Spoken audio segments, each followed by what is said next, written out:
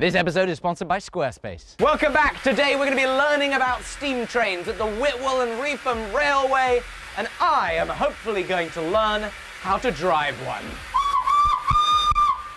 Ha ha!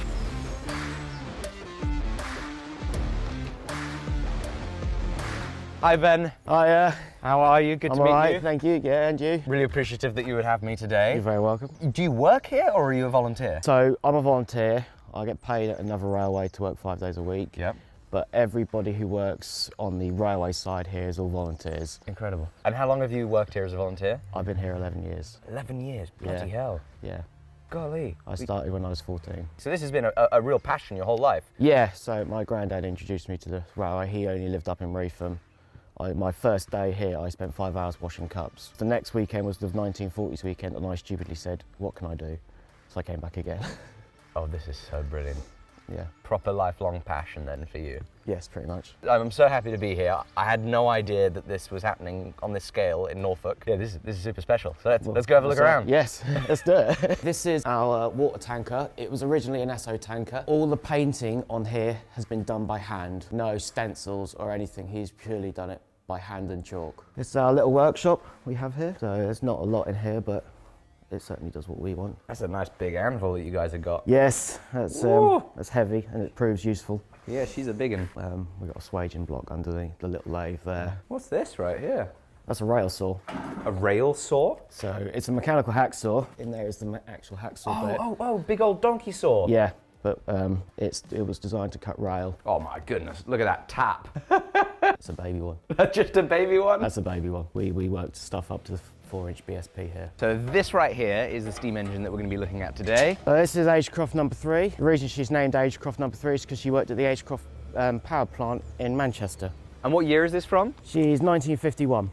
Beautiful. She's got two sisters, Agecroft number 1, Agecroft number 2, and Agecroft number 3. Can you run me through the very basics of how this works? So we've got the general boiler. Fire in the firebox heats the water, makes the steam. In the dome up there is the regulator valve. That's like the car throttle. So when that opens, steam is then allowed to go from the boiler down into the smoke box, which will then decide which side of the piston to go. Put steam in the piston. The piston will then push the piston head either side, making the crosshead go forward or backwards, depending on which way we want to go, which will then connect the connecting rods and the coupling rods, which will make them all go round. This is the boiler. You've got about a 4-inch gap around the whole thing of water. Fire goes in there. That then heats up all the water that's surrounded it. That then creates your steam. Oh, brilliant. Okay, and so you've got to feed this boiler with coal? Yep. And where does the coal? The coal is in Stored. our bunker. Yeah. Here. So there's our coal. What this has to do is just a very much more complex version of what the power ham has to do, because you've got pistons that need to go back and forwards to make the wheels go. Yeah, so you've got half an engine. We've got 2 engines that have to work together. Which is incredibly complicated. Which then gets into your lap and lead, 90 degrees, etc., and all that sort of stuff. Fascinating. It can get quite complicated when you look into it. Fascinating. I mean, this is just absolutely beautiful in here. They've got a bunch more trains here. Tipocracy, Victory, a steam train from 1945. This one over here is pretty wild. This is a steam-powered crane. I mean, this is completely nuts. It's got its own little boiler, pistons and cranks that power cogs and gears to hoist up the arm and hoist in the cables for the hooks. But let me show you the bearings on the wheels. Now have a look at this. I've never seen anything quite like this. This is a half bearing. So there is only a bearing here at the top half. There is a puddle of oil and then a rag that soaks up the oil.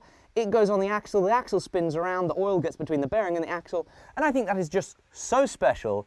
And it's all the more special that it's contained within this very cool little Squarespace sponsored this episode.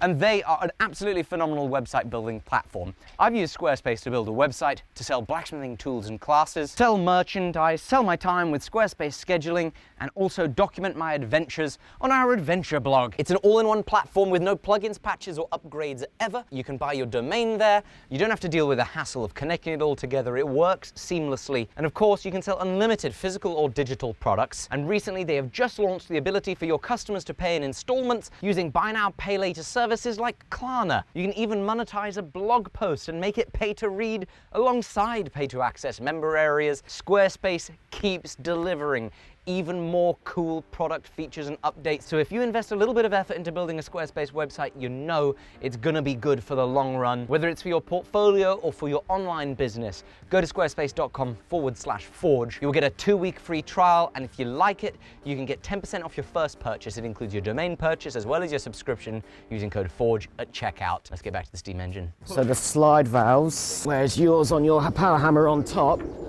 ours are in here. So these two, just in there, they're our slide valves. So they direct where the steam goes, forward or back of the piston. And then here in the pistons, you've got shaft, very similar, piston itself, and it's kind of pushing steam in one side or the other to make it extend or retract. Yes. So basically the same as your power hammer. We've got a port each end, and depending on where the valves are sitting, either pushes it backwards or pushes it forwards. Mind your steps. Right. One of the things that Ben's just been teaching me about is how on earth they can time the actuation of the piston to make the wheels move in the appropriate synchronization. So that one side of the train's wheels aren't trying to drive forwards, while one side of the train's wheels are trying to drive backwards. So check it out. Here underneath it, there is this linkage that is connected on an eccentric to the wheel. That means that this linkage is going in and out based on the rotation of the wheel. It is then twisting the expansion link about this point, and this shaft is connected all the way to the valve that is directing the steam in the appropriate port in the cylinder that is then driving the piston that then drives the wheel. Currently, this is in the neutral position, but he can then rock it from forwards to reverse, and that means that the eccentric is going to be pulling this shaft in and out, timing the valves based on the existing rotation of the wheels. And this linkage has connected the cab via this shaft, which connects to that handle. Right, so we've checked the cab, we'll check the firebox. So the bit that you can see here are the tubes. Now that's where the hot gases go down and they heat up the water. We've also got the previous fire in here as well, which was last night, just to warm the boiler up, to make sure she's nice and warm. We'll have to take that out. And then if we look on the top, we've got all the crown stays. So they're all nuts that hold the firebox together, basically. And there is a square, a hexagonal plug in the middle there, which is the fusible plug. Yeah. Now that is a hollowed out plug with a lead core. Basically, if the water gets below here, the plug will melt, and it'll give an audible warning to the crew that they need water in the boiler. Okay. So it's a safety feature, basically. And does it then mean that the steam engine's shut down for the day until you can We fix chuck the out plug? the fire, put all the injectors on, get as much water as we can in the boiler, and hope for the best sort of thing. We'll go and check the smoke box now. So this is our smoke box. Basically, it's the same as a firebox, you just holds the smoke. So, just behind here is the main steam pipe. At the other end of that is the regulator valve. Steam then comes down into this splitter and goes to the left and right hand side engine. We've got the blast pipe, which is where the exhaust from the steam and the pistons comes up and shoots up the chimney. Am I right in understanding that the temperature of the water in there can be absolutely massive, but it'll still be water because of the pressure? Yeah. So, I Yeah. mean, what sort of temperature will that water get to? Just over 100, 120 odd degrees. Once we reach 100 psi, the water will get no hotter. Right, so there's a bit of coal. Where does this coal come from? So this is Welsh steam coal. Yep. Basically, it comes from Wales. This is, well, it's not designed, but it's been sort of found, and it produces hot heat. When we're blacksmithing, we get clinkers at the bottom of our, what we call fire pots, that we've got to clean out when we're burning coal or coke. Do you guys get clinkers? Oh God, yeah. You get clinkers? We'll get clinker. I'll try and find you a bit in the... Yeah, I bet you get a lot of clinker then. Can I do some shoveling? By all means. Good. All right, in the back corners. How do you navigate? It's so tight in here.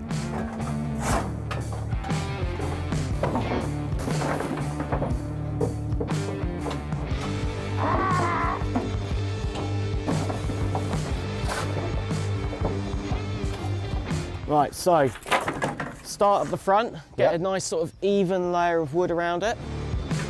All right, there's what it looks like. We got coal in the bottom, some pallet wood. And then what's the final trick in this recipe? The ignition switch. In all our cases. a lighter. So we'll literally put one in, light it, chuck it up the front, and then we can just place in the rags where needed. But the other thing we check is that it's coming out the chimney as well. It's coming out the chimney.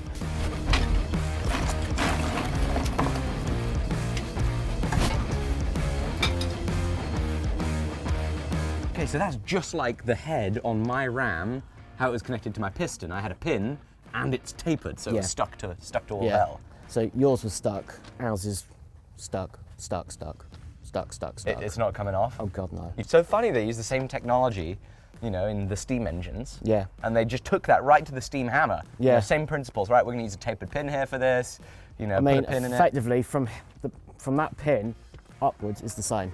That's so funny. They're probably pretty much the same construction. And you know, look at this here. It stood off just the same way in the pictures that we were looking at on my hammer. That bottom, what do you call this? So that's our gland. That's your gland. There we go. The gland on my hammer looks like it's meant to be stood off as well. You had a graphite rope, didn't you? Yes. That's exactly the same as we've got in there. There's one in there. Tell me, Yeah. where is the graphite rope? Where does it So- look? Is it in here? So what we've got here is basically, that is the stuffing box, that is the gland. Yeah. The reason it is because we stuff the packing in there and then we push it with the gland. Okay. So the gland rope goes around the piston rod and then we wedge the stuffing box, the gland pack on it, and it just compresses it. So it compresses like that, which then squeezes against the stuffing box and the piston rod. So it's completely identical to those bits of cast iron and bronze that I have to remake on my power hammer. Yeah. Is this a drain, right? Is there Yeah, a so drain? these are our drain cocks. We've got 2 on the cylinder, 2 on the steam chest. And basically, if we sit at a platform for any length of time, the water condenses, or the steam condenses back into water, we open the drain cocks and it drains out. And Just like the drain that we think exists on my power hammer at the very bottom of the cylinder. That would There's a be pipe for that it comes for- down, drain cock to get rid of the what it's for. water. Yeah. Open. Yep, kick it open.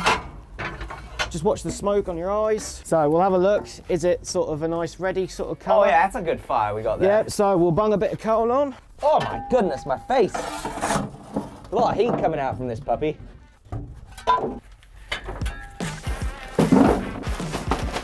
That's about 100 kilos of coal we put in it today so far, right? I mean, on a normal passenger day, we go through 1/4 ton. 1/4 ton in a normal day on this thing. Roughly, yeah. Bloomin' heck. All right, so how long has it been? It's been about 45 minutes since we lit the fire, an hour since we Yeah, lit the something fire. like that. So she'll take about another hour and a half. To be ready to do anything with. Yeah, before she's even on the gauge. Oh wow, so what's the total time from lighting the fire to this thing being able to run? We tend to say about 4 hours, 5 hours. We reduce that by putting a warming fire in the night before to take the chill off it. Oh, so these are water gauges to tell you how much water is in the system? Yeah. So we know the boiler is filled with Yeah. water to about here. So we mentioned the fusible plug. Yep. That is in level about there. Okay. So we tend to say that nut, the bottom nut, if the water goes below that, Problem. injectors on. We always say no less than half. When you say injectors open, is that putting additional water in? Yeah, so the way these work is they combine with water and steam. These are the water valves, these are the steam valves, and we combine the two. And because we've got potentially 160 PSI Yeah, how do here, you get the water in? we need to overcome it. So the injectors, which are on the side, we'll show in there, they work with a series of cones, which up the pressure to 3 times of that, and then that is what overcomes the boiler So you pressure. use the existing steam pressure to effectively increase the pressure of the water to inject the water in to add water when there's already pressure in the boiler. So fill that until it overflows. Bearing oil in. So we'll run a bead along here as well, just to make sure it's getting some oil. So that oils the pin in there. We'll fill up the can, and then we'll go underneath, More oil in. go under there. Oil the undercarriage. Well, it's always important to lube up the undercarriage, isn't it? So how often do you have to oil all this stuff up? So this gets oiled every day, every running day. Whilst we're oiling up, we also check the engine's safe, so we look for things that are breaking. So you have to oil the whole thing every day. You've Yep. got to let it heat up for about 5 hours. And you use like a quarter of a ton? Roughly, here we do, yeah. Why do people not just use these all the time? Like, why is this a dying thing? I don't know. Alec, why did you turn up this morning? People that run steam engines must have just never slept. 'Cause They- to actually do the job, there is so much other stuff to do. I mean, back in the day, you're looking at probably what 5 to 6 ton on a run, maybe more. 5 to 6 ton Yeah. on like a proper day of running it. Proper day Like on the main line. 3/4 of a ton here because you just go up and down a quarter mile. Yeah. But like 5 or 6 tons of coal shoveled a day. Yeah. Plus all mean, this oiling and maintenance and Your lighting the engine fire. crew were the fittest people out there because they were non-stop. The fireman's constantly firing. Wow. If he's not sitting down, he's firing. If he's sitting down, he's doing something else. He's non-stop until he gets to the other end. Proper work. Yeah. Not like these modern day YouTubers with their relaxed, casual approaches to work. So we start at the I'm back. not going to get dribbled on with boiling water, am I? Oh, well, yeah. Possible. Of course you are. So we'll start at the back. Get it done. Yeah, we've got one on each side. Okay, a little dribble there. Yeah, just fill up the hole basically. All right, yep. So we'll do both sides at the same time. We'll work from bottom to top. You've got to be a bloody contortionist to oil these things. This is something else. Just on top of here, Yep. you've got little oil pots. So one each side for the bearing. How many times do you hit your head a day? That's why I wear a flat cap. You've got the 2 glands either side for the steam chest, and then that is it. All right. More oil. More oil. So This time steam oil. Look how thick this stuff is. I mean, this is absolutely nuts.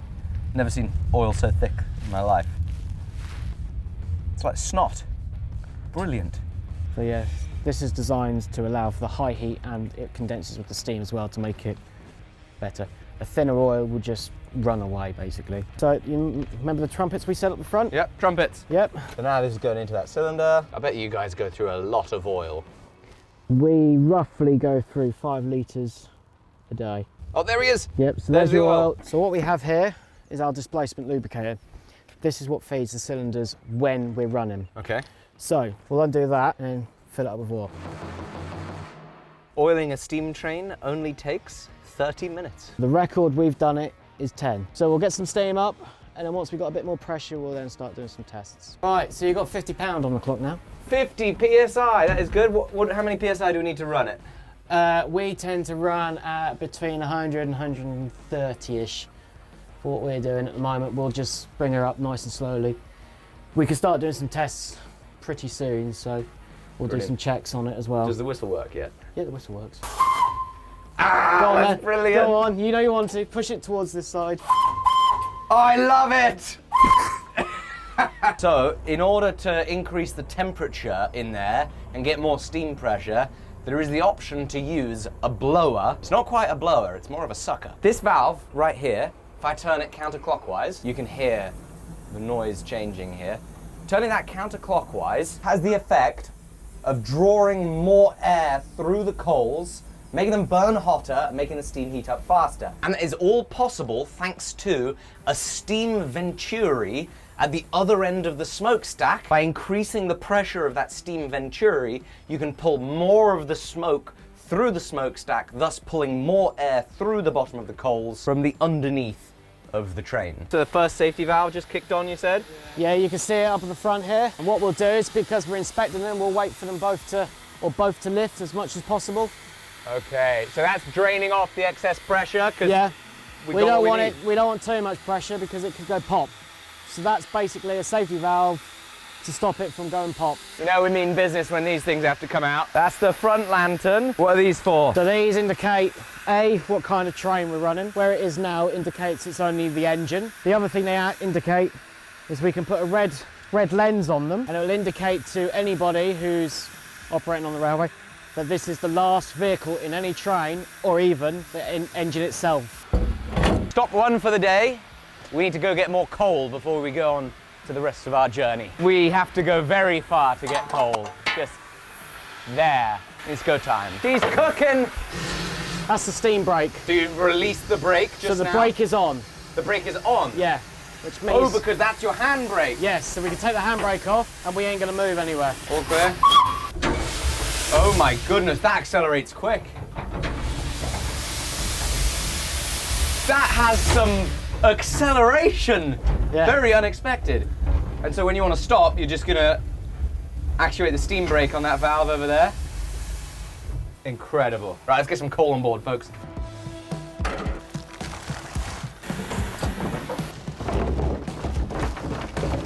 Onwards, let the journey begin. Ugh, let's drive this thing. I'm gonna take this. Yep. Squeeze, push. Good, forward gear. Right. Now apply the steam brake. Steam brake. I'm going to Yep. open this up to let Yep. the pressure into the steam brake. So it wants about a quarter of a turn upwards. So then you can take your handbrake off. There we are. Ow. Yep. Steam brake goes off. Yep. We're handbraked. You can open the regulator. You'll feel it. There we are. Oh my goodness, we're moving. Now what? Just take the regulator back a bit. That's it. Yeah? Right, shut the regulator. Now? Now we'll just coast for a Okay. bit. Oh my goodness. Wait, but there's a thing on the track. You what? There's a thing on the track. What thing? Oh, we're moving onto a different track. We're good. This is really quite daunting, actually. There's a lot of weight moving that I'm supposedly in control of. Yes! This is something else! Now what do I want to do? We'll just let her roll for a moment. This is ridiculous. I mean, it's got some speed to it. It's got some velocity. A little bit more speed. Yeah. Right now, shut her off. That's Shut it. It's almost there. Please don't crash it. Ah! It's the end of the line. Yeah. When do I brake? When do I brake? Right, start feathering your brake. God, you really pushed it. Perfect. Oh, we've done it. Yeah. Hell yes. Right. Well, we're at one end. We need to go back. We got a reverse. All right. That's neutral. That's back. Wee-ha! And we're moving. It's so fast. Pass, Jamie. Shoot, going too fast. God, this thing just absolutely moves. Oh my goodness, this thing is sick. Start applying your brake. Brake slowly comes off. Bit more, bit more. Handbrake. Like Yep. that. Yep. Drain cock's open. Oh my goodness. Thank you so much. That's all right. Smells like childhood, you know, because my childhood involved blacksmith forges and all of that, but this was pretty nuts.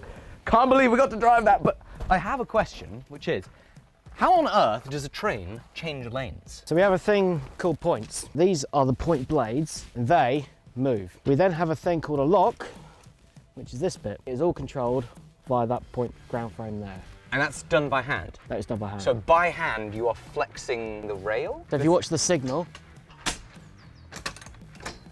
And that's from this cable right here. Everything is mechanical. Oh, that is not at all as hard as I thought it would be. And then I can then lock it. and then you can lock the points back over. Thank you very much. You're very welcome. This has been a truly phenomenal day. You're Thank very you welcome. so much for no having worries. Yeah, anytime. You're always welcome. us. Where can people find out about this great venue? So we have a website, the Whitwell and Reefham Railway. Google us. We're in Steam first Sunday of every month, plus special events. So check out our website, Brilliant. find out. We're also on the internet of socials of Facebook and Instagram as well. Phenomenal. We'll So, be yeah. sure to leave a link down Nice. below for any folks in Norfolk or anywhere else in England that want to see some good, I was going to say good old-fashioned steam train. I mean, the old-fashioned part seems redundant. Yeah. If anyone wants to see steam trains, well, we can provide Then them. go check them out. Thank you so much. You're really very appreciate welcome. it again. No worries. Pleasure to meet you. Yeah, and you. See you soon. Bye-bye.